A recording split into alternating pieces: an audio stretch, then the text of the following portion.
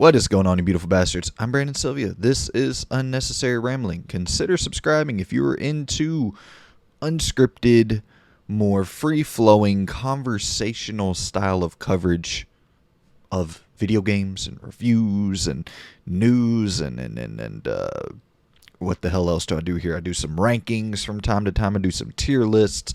Whatever pops up into this peanut brain regarding video games, this is where I post it. So, yeah. I think that was a horrible sales pitch, but consider subscribing if you enjoy the content. Okay, so today we are talking about what I have been playing, and I have been playing some Saints Row. I dove back in to Saints Row. After playing the reboot, I wanted to get back to the roots of Saints Row, and I also played Gat Out of Hell for some weird-ass reason. Everything will be listed in the timestamp, so if you're wanting to hear about one or the other, just go down to the timestamps and you can, listen to whatever the hell you want to listen to. But, so, I wanted to go back, and I wanted to start with one, because I've played these games, all of them, before, but I haven't finished one in probably like over a decade, I would say. So I wanted to go back through it and play the entire game. So I did. I played through 1, 2, and Got Out of Hell, the full game. Well, I mean, the main story. Like, I didn't 100% the game, but played through the main story. And let's go ahead and start it off with Saints Row 1. That's the game that surprised me the most going back to it.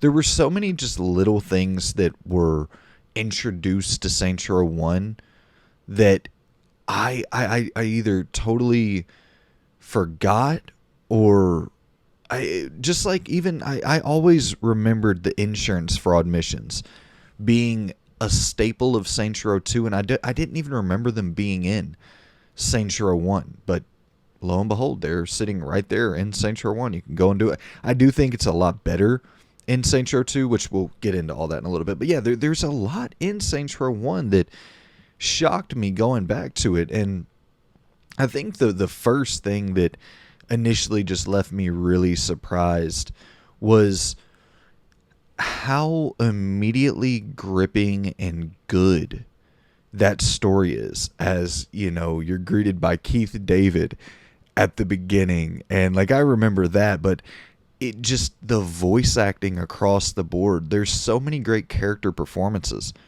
in Saints Row 1 where I'd always, you hear it thrown around a lot that Saints Row was just a GTA clone. It wasn't offering a ton of new features or different variety to separate it from GTA. And a lot of people say that 3 was where that began, and 3 was where Saints Row kind of established its own identity.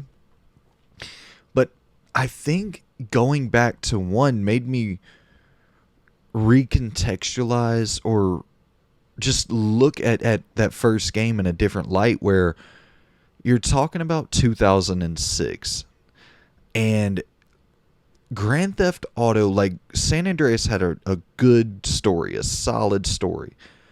But they're really, I would say, just overall storytelling and focus on a narrative. I would say Saints Row 1 was a lot more significant in that regard than anything Grand Theft Auto had done to that point until GTA 4. And, a lot of that probably is due to it was on the 360. It was kind of the next gen open world crime game at the time, and it was able to do things through that technology that weren't possible before in the PS2 era and the original Xbox era. But yeah, it was just immediately I was like, wow, this story is so well told, well paced, well animated, great, writing and voice work, and it's just a really damn good story in Saints Row 1. And we'll get into Saints Row 2 in a bit, and I do think there's some improvements in Saints Row 2 in many areas, but the story is definitely not one of them. The story in Saints Row 1, I think, is still, to this day, the best overall story in a Saints Row game. I'm gonna replay 3 at some point. Probably not the rest of this year because the rest of this year is just stacked with new game releases. But off the top of my head, I played 3, replayed 3 more than any of the Saints Row games, and like I don't think that story from front to back in 3 is as good as the first game. I could be crazy. I'm going to go back to it, but damn, that story in Saints Row 1 is amazing. And it's definitely way scaled back in many respects, even with the story, but I like how that kind of bleeds into the mission design as well, where it's just like very block to block based. A lot of the missions are, just you're heading from one block to another, and it's just a smaller scale, just gang warfare going on, and the kind of little plot lines that they weave in and out of that, like the Aisha who's being held hostage by her record label, and you're having to take a car that's loaded with C4 into their studio, and you're blowing that damn studio to smithereens, and just all these little crazy smaller subtle, not subtle, that's kind of the opposite of subtlety, I would say, but just all of these smaller story beats that are based around just what's going on in this city. This record label who is running a shady operation, you're dealing with that. And it's not like a lot of world-ending, super high-stakes stuff. And even when you get into the smaller story going on there with Benjamin King and Warren Williams, where it's like this slow buildup of I don't want to spoil anything, but it is a game from a long time ago. Let's just say slow tensions rising amongst like a higher up, and then the Padawan, who is a little bit more bullish and maybe slightly more ambitious, but with that ambition comes a lot of ignorance and maybe not letting off the gas at the right time. So the subtle tension that's building between them throughout the game and how they finally execute on all that, just really good storytelling. And then of course there's the obscene or offensive nature of Saints Row 1 that was present in a lot of just this style, this open world crime based games, and just kind of it was present in culture across the board. It was slowly getting out of that in the mid 2000s, but this was definitely still in that era of pushing boundaries a little bit, being crazy and being a little bit over the top with your storytelling, and that's for sure here with Saints Row 1. But you don't feel anything quite like the T-Pain stuff in Saints Row 3. Like the moments that are supposed to resonate with you, they build those moments correctly and make sure that it does resonate with you, and it's impressive. Going back to this, I was very, very impressed with how well that story held up across the board. I also really like that idea of RT being your right punch and LT being your left punch. It's not a feature or a mechanic that they did a lot with or ever really expanded in any meaningful way, which is unfortunate. I think that could have been a big differentiator for Saints Row. You know what I mean? Like, that could have been one of the main selling points when people were looking at what's the difference between this and Grand Theft Auto, where Grand Theft Auto's never really had a great melee system. I think that kind of focus on different mechanical setups for your melee combat could have been a cool introduction to a new style of gameplay loop that with like Saints Row 2 and 3 that they could have expanded upon, but they really didn't focus on it much more. You had like little things like you had the kind of boxing mini games or whatever in Saints Row 2, but still not a feature that they expanded on too much. But yeah, I like that L2 for the left punch, R2 for the right punch, or LT, RT, whatever, and then holding both of them to block. It would have been cool to like have have some setup for a good parrying system, and they could have like did little minor tweaks to that over time, and I think that would have been a cool way to separate what is a Saints Row combat system, to make it a little bit different from what is a Grand Theft Auto combat system, because I think that's always been like the big thing that's plagued Saints Row, is like trying to find its own identity. While I think that's somewhat unfortunate in a lot of ways, because it's like, why can't there be multiple games that are of a similar genre without having to like put one down because another one exists and maybe does it a little bit better? And it's weird, like we're in an era now where you're seeing everything is a Souls-like, and there's 100 space horror shooters coming out, and like there's just a lot of these subgenres that are quote unquote overpopulated, but you don't really see that same type of criticism that I felt that Saints Row got back in the day. But maybe that's because I'm too closely connected to it, and I'm such a big fan that I was on the defensive at the time or whatever, be like, nah, dude, Saints Row's different, it has its own thing, and I don't know. But yeah, that would have been a cool way for them to distinguish the combat system a little bit with that melee system. I would have loved to have seen them really emphasize that more going into the later games. The shooting in Saints Row 1 is incredibly archaic. Most shooters, or open world style of games, or honestly just most shooters in general, were rough at that time, and I think that's really where Saints Row 3 shines. And I still think Saints Row 3, when it came out, was some of the most polished open world shooting, or the most polished shooting you've really ever seen in an open world game. But it was definitely really hard going back to this and not having the ability to aim up your shot and have that line up your sights, and like it just, there's a lot of those things that we take for granted now. And when you go back to a game from this era, especially an open world game from this era, you're like, holy shit, I forgot that it was still about 2-3 years before that feature became just synonymous with all games where you're using the third person view and you're shooting a weapon. So it was hard to get adjusted to that for sure. And it's really wild how you can just like walk around and explore all these different interiors and all these different buildings, going inside all these different buildings across this open world.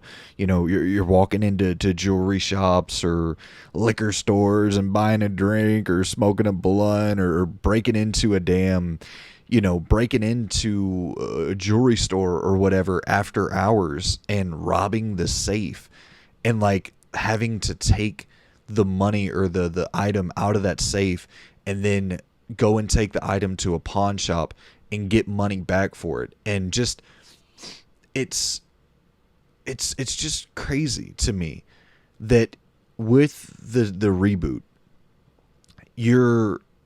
I'm not trying to do too much compare and contrast, although that is kind of why I went back to these games, was to refresh my memory and maybe like kind of correct my expectations, or reevaluate what I should have been expecting from the reboot. But this actually hurt it more than anything going back, because I was like, where did all the interior design, where did all the different locations that you can enter, where did all of that go? Where are all these little small things that you can go and do, like robbing a safe and taking that back to a pawn shop? Like, Where are all those things in, the Saints Row reboot? It's just wild how a lot of those fun elements were just stripped. I will say though, in defense of Saints Row the reboot, they're definitely a lot better about the checkpoint systems, and even into Saints Row 2, they were a lot better about the checkpoints. Although, there's some missions in Saints Row 2 which we'll talk about, but in Saints Row 1, if you fail a mission, you're starting all the way back over, even if that means you're having to drive across the entire map just to get to the location before the mission begins. There are some very, very frustrating aspects like that are just,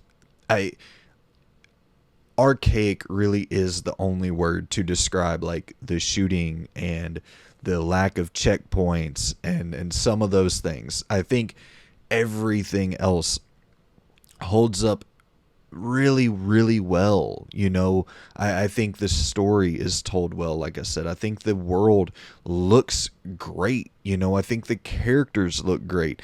You're going back to a game from 2006, and I don't know if it's been enhanced. I'm sure in some way it has on the Series X through backwards compatibility, but like, I'm going back to it and I'm like, wow, this looks so damn good for a game in 2006, not to mention the innovative new features that it brought to the game at that stage of open world game design, where you have the waypoint map system.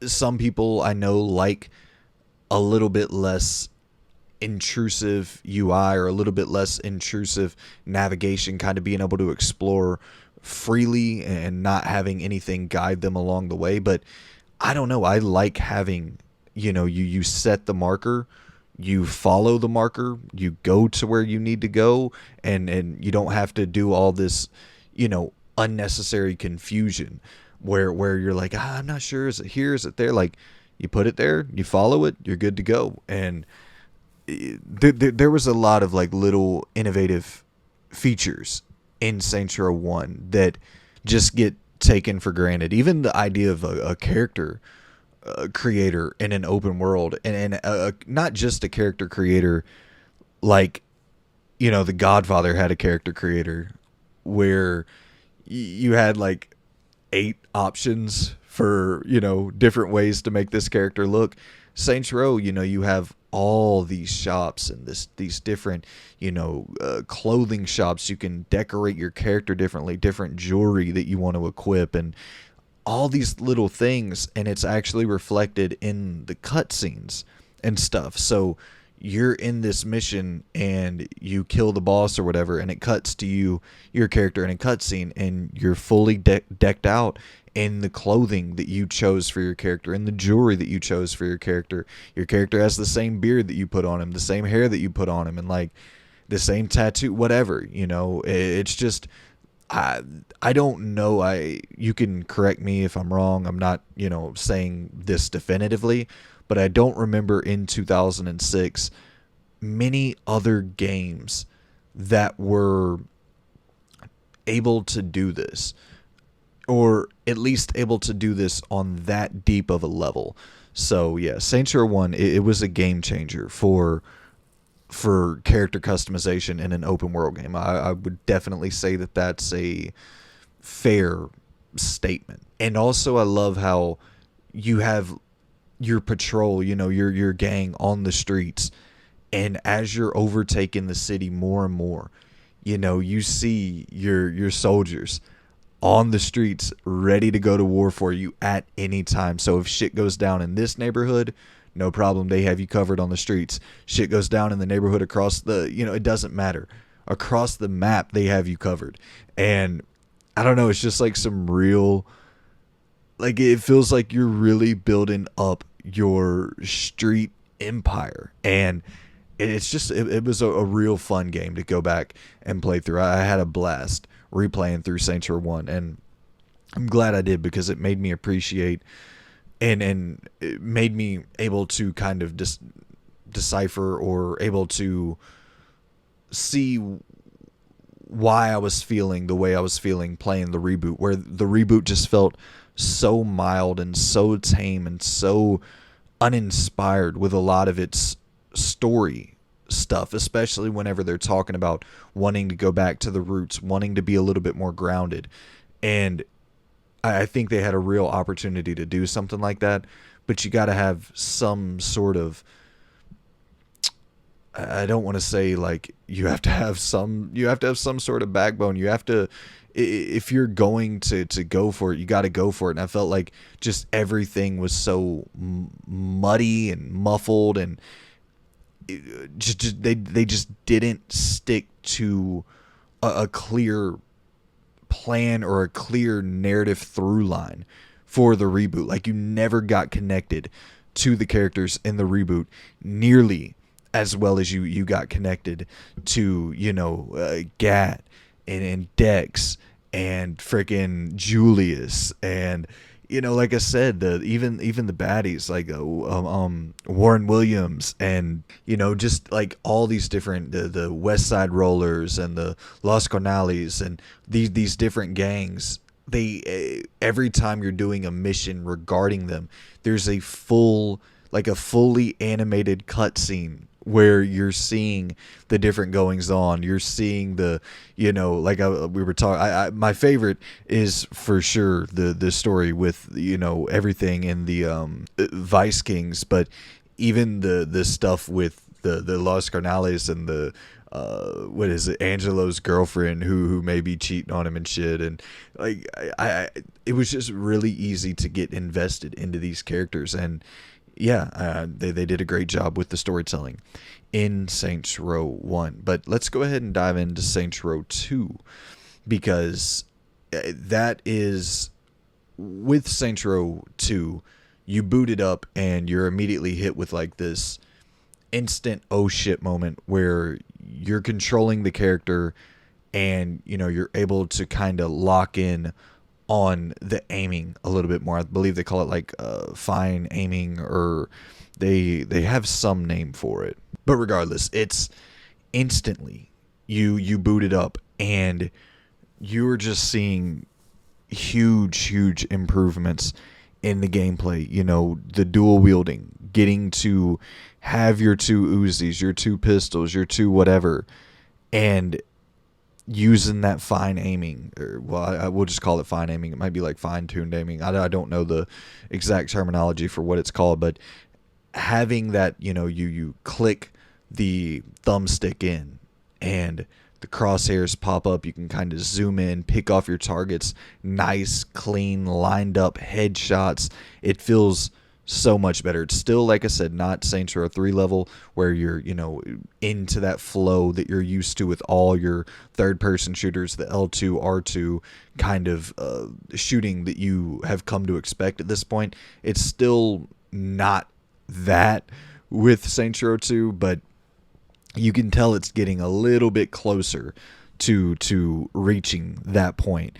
And yeah, it's just like the kill animations are night and day better than Saints Row 1. You shoot an enemy in Saints Row 2 and like you shoot a dude in his nuts and he's grabbing his junk, and like they have great animations, the blood splattering when you're pulling off headshots, and there's not like limb dismemberment or anything, but it seems that enemies are reacting appropriately to what you're pulling off in game, and it feels rewarding when you're taking out, you're sniping dudes from afar, and you're lining up those headshots like I said, and you pull off 4 or 5 in a row, and it's like, okay, cool, this feels a lot more skill based than me just firing aimlessly in like I was doing in Saints Row 1.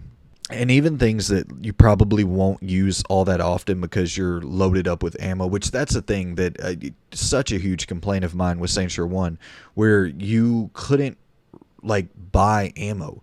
You would have to go back to the gun store and buy the gun again, like for full price, purchase the gun again to get the ammo. So like if you ran out of shotgun ammo, you couldn't just go buy shells. You had to go buy an entire new shotgun, and that was the only way to get the ammo. It was fucking crazy.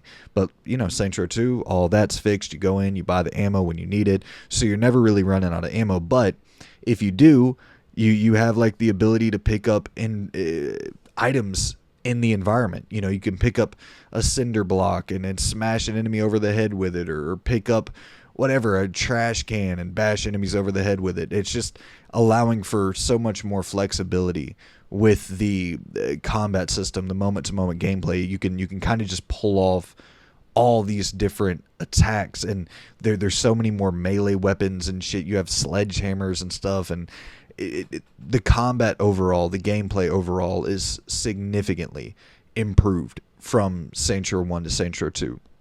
I don't think overall the story is nearly as good in 2 as it was in 1. It's still solid, it's still good. It's nice to see some of those plot lines continue from 1 into 2. Like, you have the Aisha and Gat storyline that is being continued from Saints Row 1. You have the Lynn and Donnie storyline from Saints Row 1 that's carrying over. It's a lot of those same beats, and I mean it's a direct continuation of that first game. You're picking up after, trying not to spoil it, because I mean even though it is a game from 2006, I hate whenever I am wanting to play an old game and I tune in to hear someone talk about it and they spoil the big moment. I'm like, well, do I really need to play the game now? But let's just say it takes place after an event in Saints Row 1 that leaves you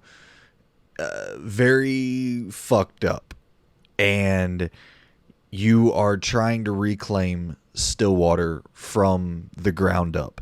You're escaping prison, trying to take back over your city, and the story is pretty solid, and there are great character moments, like obviously getting introduced to Pierce and Shondi, and these characters go on to have huge runs and become some of the most important, crucial characters in the Saints Row universe. Like, that all started here with Saints Row 2, and there's just little cool things in Saints Row 2 where, like, Pierce is singing that Neo song, what the fuck is it? So sick of her song, so sad and slow.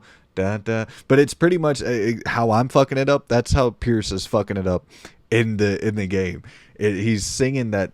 I believe it might just be called Love Song by Neo, and he's singing it in the car while you're fucking blasting away. Like, it's just chaos, and he's trying to sing this Neo song and just butchering it. Like, those little moments are Shondi. This is the hippie version of Shondi, and she is just always getting blasted and hanging out with the homies and getting fucked up on whatever drugs available. And so those characters have great moments, and there is that little layer of humor introduced in Saints Row 2 that wasn't necessarily there as much in 1.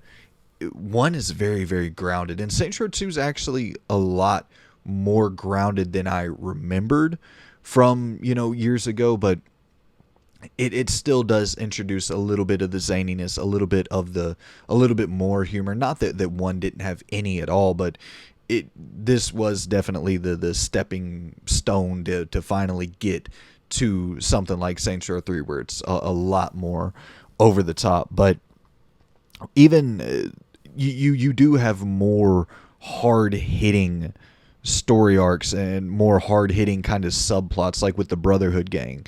That's a story that's very much centered around like deep revenge arcs and these big torturous moments where you're just stooping to the lowest of the lows to enact like what you believe is some form of fair payback, but how you see it all portrayed and laid out in the game is absolutely brutally fucked up. But it's cool. It's man, I don't want to really spoil anything, but there's a lot of that eye for an eye nature going on in that storyline, and I was able to really appreciate that. And there's one moment in Saints Row 2 that got me a little bit more than anything in Saints Row 1, I would have to say. There's actually two moments that hit really hard in Saints Row 2. So I don't know, maybe now that I'm thinking about it, I maybe Saints Row 2 story was kind of on par with one. I think I would still say the entire arc of one story was better to me, or I enjoyed it a little bit more. But Saints Row 2 story was damn solid, with some big moments and big payoffs that you weren't really expecting. But there's just so many additions overall to Saints Row 2, like we talked about, with the gameplay, but just like in general, improvements and additions and new features that make Saints Row 2, I would say, a must play if you're like an open world crime game fan. This is one of the better ones out there, no doubt. And a big complaint I had with Saints Row 1 was how tedious a lot of those side activities felt, because you had to, get through the side activities to get back to the main story. And it felt like I was just always wanting to dive into the main story, but I was forced into these side activities that I didn't really want to do. In Saints Row 2, there's none of that.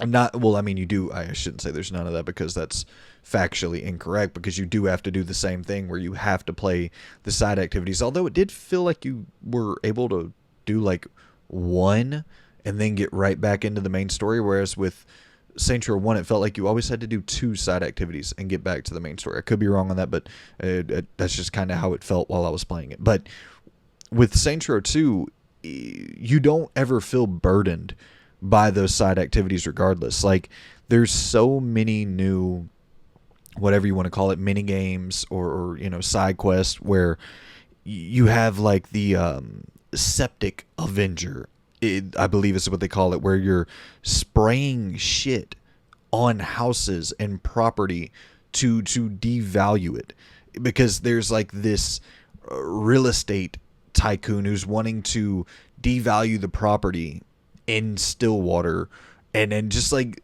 crazy little, and like with Saints Row 1, similar to 2, all those little setups have some story attached to it as well, where you're diving into the side activity, meeting some crazy character, and then going and doing missions with them or for them. But Saints Row 2 just offers up a plethora of these cool ass little mini games, like the fuzz missions, where you're impersonating a police officer and doing crazy shit and trying to get footage of it and coverage of it. And it's just like you have the the destruction derby, which is in Saints Row 1. In Saints Row 2, when you dive into destruction derby, you start it off and you can actually customize your vehicle. So you jump into Saints Row 2 and you get to customize your destruction derby vehicle and upgrade it with each match that you complete. And like in Saints Row 1, destruction derby's there, but it's just, it's not as feature rich. And the same goes for like the insurance fraud, where you're in Saints Row 1, you're using the LT and RT to kind of fall into traffic, but it felt very like, I don't know what the right word is. It didn't feel like you could necessarily build up the same type of momentum and have those chaotic, epic flying up in the air after a car hits you, falling down onto another car, landing on another. Like, you couldn't build up that same sort of momentum or adrenaline that you could build up in Saints Row 2. And the insurance fraud missions are a breeze in Saints Row 2, whereas with 1 they're like really, really unnecessarily difficult. And yeah, so the whatever they call the helicopter, is it like heli assault, whatever, where you're in the helicopter and you're blasting down at different shit going on the ground, like you're trying to help out your homies on the ground, or you're taking out police cars who are chasing down your people. And like, there's just so many fun ass mini games that you never really feel burdened by having to do them. And the racing is much better, I would say, in Saints Row 2, because you have where you can go and hop on a jet ski and do these little jet ski timed races, and it's just a lot more variety across the board with Saints Row 2. Story, I'll probably take 1 over 2, but literally everything else, I'm taking Saints Row 2 for sure. Although I will say, Assault on Precinct 31 is maybe top 10 worst levels in gaming history, along with the salting the earth mission. Those are, or salting the earth again. Those are some of the worst missions ever, ever in gaming. And it's like they're so bad to the point where it makes you forget how good the rest of the game is while you're doing those missions. Like you're looking at Saints Row, you're looking at Saints Row 2 and you're thinking, okay, that's probably a 9 out of 10. And then you do those missions, you're like, yeah, it's a 6. It's a 6. Fuck everything else that I enjoyed. That game's a 6. But it's, rationally, it's not. You just gotta power through the fucking, oh my god, the salting the earth again mission, which towards the end, it's so bad, man. You're on this jet ski and this helicopter is tracking you down. And if you get one missile, if one missile hits the jet ski, you're toast. And it's just like, what the hell do I do? So you're literally just weaving and trying to use your Uzis to take out the assault rifle with one hand as you're, holding RB to look backwards in the rear and try to take it out with one hand as you're steering the jet ski with the other hand. It's just, and then the Assault on Precinct 31, it's a mission where you are, same thing. It's actually exactly the same thing, except not a jet ski. You are getting in a helicopter and you're having to land this helicopter while another helicopter is shooting freaking missiles at you. And it's just like, how in the world did you not balance this better? How is this not somehow, like, did people not have these issues in testing where they could not finish the mission? I don't remember how I got through Assault on Precinct 31 as a kid. That mission doesn't stand out in my brain at all. Maybe I played through it in like co-op or something, because I could definitely see how that would make more sense. And I did have a buddy that I played through the Saints Row games a lot with growing up, so maybe we just didn't have an issue with it because of that reason. But man, playing it in single player, it is a slog of all slogs. And I could see the same being potentially true for the that mission, the whatever salt, what is it, fucking salting the earth. That I could see that mission being a lot easier if you had someone on the back of the jet ski, like using a rocket launcher or even just using an assault rifle, taking out the helicopter that's chasing you down. But man, very, very tough on playing it alone, playing it single player. So yeah, those are my thoughts on Saints Row 1 and 2. Both incredible games. I would highly recommend going back and checking both of them out. And now quickly, let's dive into Gat Out of Hell. Now, with Gat Out of Hell, I played Gat Out of Hell. I don't know if I finished Gat Out of Hell. I don't recall if I beat it. But I played Gat Out of Hell when it launched, and I was just like, man, we've gone way off the deep end. And I still do think, going back to it now, not what I want from Saints Row at all. Like, it's just not what I want at all from Saints Row. I don't want to go so far to where we are, singing with Satan and his daughter, and you're performing this musical with Johnny Gat, and like it's this weird Broadway play that it's like all about Satan's daughter wanting to find love and Gat wanting to get the boss back, and then Satan is like trying to force his daughter into marrying the boss. It's fucking nuts, and it's definitely fresh. It's definitely unique, but it's definitely not what I really want. It's humorous. I laughed at it multiple times, but even from a gameplay perspective, this is just a not a good game. Where you like it's so repetitive to the point of it's just confusing, where you're like you're wondering at times, am I doing the same thing again? Like, did somehow the save get corrupted and I'm back here at this exact same level fighting the exact same boss again? Because I mean, I don't mean that they're like, reusing little assets, or they're reusing little details that you can kind of overlook. They're reusing entire set pieces and entire boss encounters and passing that off as some form of progression. It's fairly insane as you're progressing through this game, and you're like, I'm doing exactly what I just did to get to this point.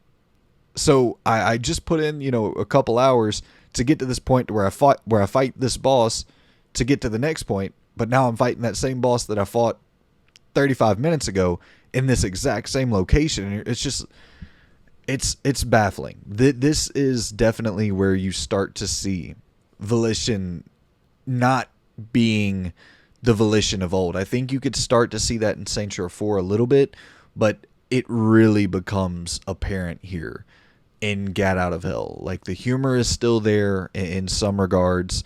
The, I guess, fluidity of the gameplay, I'm not going to say that that's necessarily bad. The shooting is still carried over from 3, and that's still decent enough. There's cool, abilities. I'm not saying that any of that stuff is necessarily bad, where you have like the Hulk smash, where you are stomping down on top of enemies, and you have like all these different powers. One is an aura that is this cold fire that engulfs enemies around you, and I guess since you're in hell, you're fighting these demons, and cold is or freezing is one of the things they're most vulnerable to.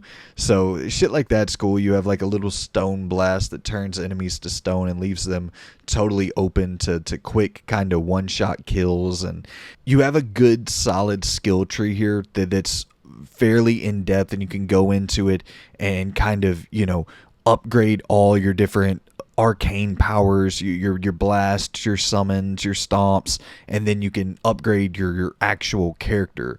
So like, that stuff isn't bad. The systems that are in place aren't bad. It's just the actual repetitive nature and the lack of level diversity in Gat Out of Hell that's just baffling, man. Like, I really do think the level diversity in Gat Out of Hell is worse than Saints Row Reboot. And Saints Row Reboot is rough on that front, no doubt. Like, it's there is a definite lack of location changing and a lack of fun new places to explore in the reboot. But I really do think it's even worse in Gat Out of Hell.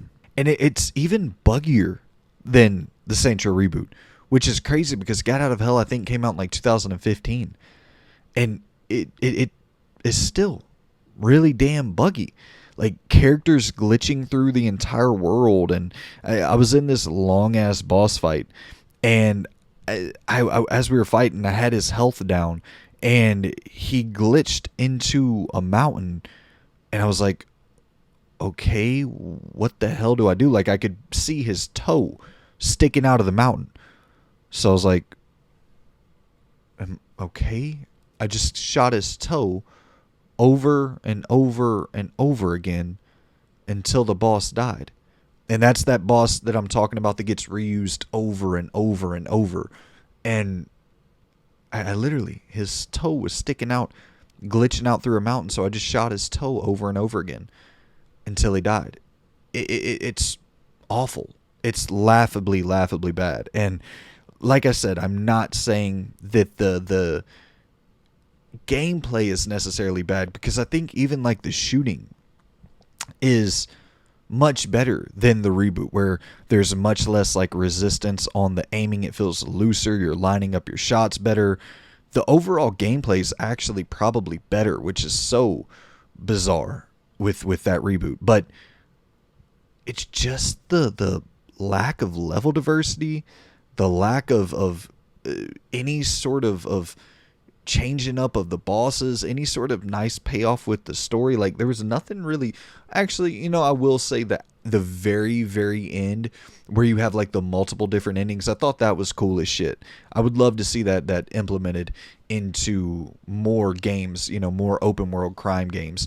But like, even the open world, like, I get it's a cool novel concept, but just not a lot to do, not a lot really going on. The flying challenges, I thought those were pretty cool. It felt like, a fun version of Superman 64.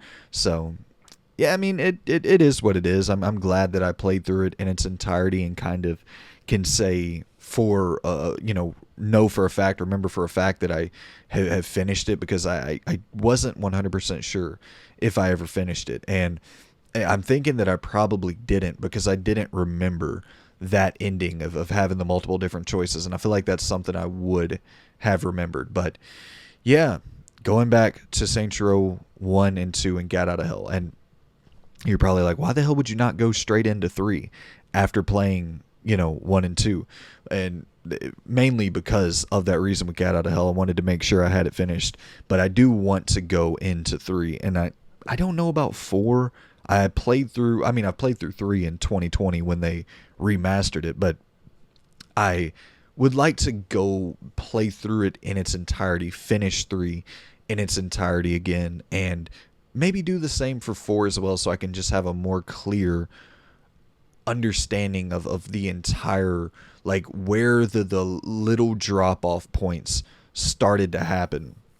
And 3 is the one I've played through the most, but I'm curious after playing through 1 and 2 if going back into 3 would change my opinion on it at all. I'm curious to see that. But yeah, man, that is what I have been playing lately. There's other things I have been playing that I'll talk about in the next video. I just wanted to make a full Saints Row video just talking about Saints Row, one of my favorite video game franchises of all time. And yeah, I do want to keep going on with this journey. I haven't gotten too out of Saints Row yet. I'm still very much in the mood for some more of that. These are just my favorite styles of games. These open world crime games and survival horror games, my favorite styles of video games. So I am going to play through Saints Row 3, maybe even Saints Row 4. Probably not until early 2023, or maybe if I can slide it in somewhere in November. But October is packed as hell with new releases, and make sure to stick around. That way that, if you're into the latest and greatest games coming out, I try to dive into and cover a good majority of those. And we cover the news on a pretty regular basis. Like I said, we do some tier lists, some rankings, some good shit like that. So make sure to stick around if you enjoy these type of more free-flowing discussions about gaming. But yeah, that's it for me. Let me know what you think of these games down below in the comments. If you have replayed any of them recently, let me know what you think. I'd be interested in talking to some people who have dove back into these games after playing the reboot, and kind of the things that you can compare and contrast, some things that stood out to you after playing the reboot, and going back into 1 and 2, anything that was like a big wow moment where you were just either really surprised by how well the older games held up, or even I'd be more curious, obviously, of the opposite happening, where you went back to 1 and 2 and were just like, I think I have a new appreciation for Saints Row reboot. I don't think that would happen to most people, but I don't want to skew your view. If you do have that perspective, I'm definitely down to hear it, and always down to hear a different point of view. So shoot the shit with me in the comments about Saints Row. I appreciate you all for watching, and I'll see you guys in the next video. Goodbye.